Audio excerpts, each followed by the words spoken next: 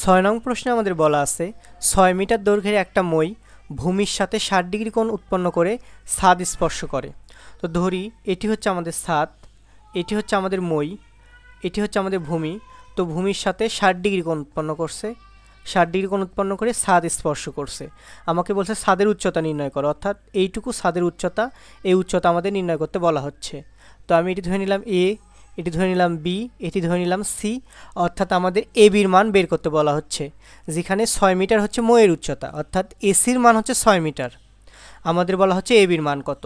তো আমরা দেখি এই 60 ডিগ্রি কোণের সাপেক্ষে এ বি হচ্ছে বিপরীত বাহু আর এসি হচ্ছে অতিভুজ। তো বিপরীত বাহু আর অতিভুজ মান হচ্ছে সাইন থিটা। তো আমরা লিখি চিত্রে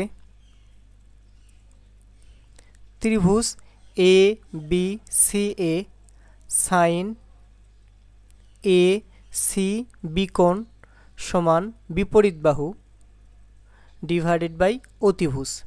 তো এই কোণের মানটা আমরা বসাই, আমরা লিখতে পারি সাইন 60 ডিগ্রি সমান এ বি ঠিকঠাক থাকলো আর এসির মান হচ্ছে আমাদের 6। তো সাইন 60 ডিগ্রির মান হচ্ছে আমাদের √3 ডিভাইডেড বাই 2 সমান আমরা লিখতে পারি এ বি ডিভাইডেড বাই 6। আমরা যদি আর গুণন করি সেক্ষেত্রে আমরা লিখতে পারি 2 গুণন এ বি সমান 6 গুণন √3।